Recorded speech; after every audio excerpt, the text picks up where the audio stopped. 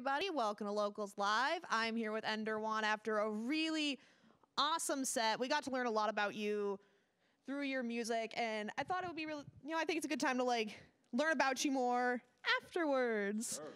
Yeah, let's do it. Yeah, I'm all about let's do it. First off, what's your favorite song off that set? That's a tough one.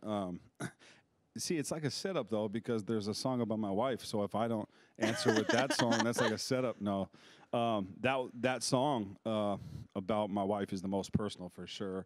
Mm-hmm.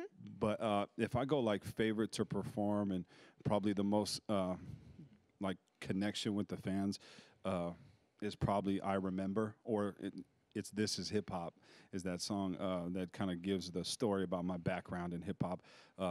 For sure, people connect with that one, and it's the beat is amazing. My boy Joey Kaufman just outdid himself, and so yeah, that's probably the one that has the most crowd connection. It's my finale when I'm on tour and shows or anything like that. So yeah, but the one with the wife is by far the most close to my heart for sure.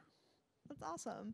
And you just mentioned a tour, and before the producer and I talked a little bit, and she mentioned to me how you just got done with like a 25-city tour. How was that? Insane, yeah. For sure. Yeah, a blessing. It was crazy. I've been doing music for a long time, and we got to go from Washington to Maine, literally my first cross-country tour. And so a buddy of mine invited me to go. He's gone on like 8 national tours. He's out of Montana, and he's done this for a long time, and he invited me to go along. He kind of knows my content, knows what kind of hip-hop I represent, and he basically just threw the invite out there, and so it took some planning. And yeah, so for about 8 weeks we were on the road and in cities all over the country. It was amazing. It was a blessing to reach so many people. It was crazy. There's no words for it. It's just insane. Do you have any favorite moments or stories from that tour? Like any I could get in trouble. Ones that I can share. Ones that I can share on TV without being like sued or hunted down. No, I'm just kidding. Favorite memories. There's so many. I mean, I have probably the biggest thing that stands out to me is there was some serious connection with some fans. So like my music, my album is called Bigger Than Me for a reason, because everything that I've chose to do as far as my music and that path is beyond just words, hopefully, right? Is like something with a deeper meaning.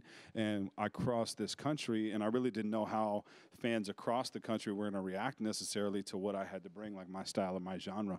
And so when I was able to perform like that a cappella that I did, and perform a couple of these tracks that really key in on certain elements in our culture, I had grown men, grown women that I've never met in this life come up to me with tears in their eyes and just expressing so much gratitude and connection with the music that was humbling on words that I can't even, on just a different level. And so that, to me, by far overall, it was bigger than anything, bigger than any stage I set foot on, to have that connection when I look in somebody's eyes or shake a hand or whatever, post for a picture or autograph or anything. That stuff was so humbling. But to have those real stories with people was insane. I mean, there was some funny times too, for sure, but that was like on a real level, the stuff that I will take with me to the grave are those type of moments for sure. Yeah, that audience connection. Oh, it's just unreal, unreal. It was a moment I won't forget, and hopefully not the last cross-country tour I go on too, so we'll see. So where do you get your inspiration from in terms of like music and writing? Like what artists do you really go to, or I guess who are you inspired by? Man, that's a good question. Yeah.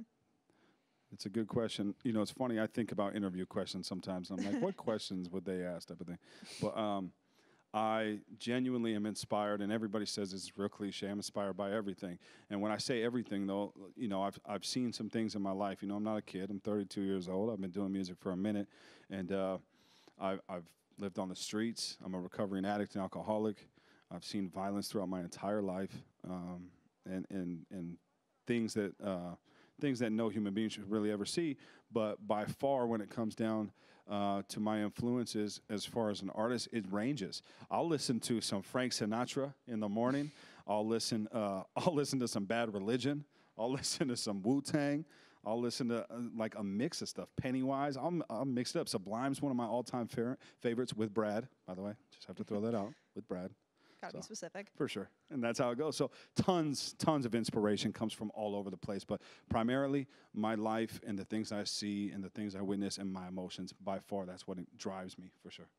That's awesome. And thank you so much for joining us. That is a wrap for this season. Thank you for joining us for the season finale of Locals Live. We'll be back in January with more live music just for you. To watch more Locals Live, check out orangemedianetwork.com or find us on KBVR TV's YouTube page. Have a great night.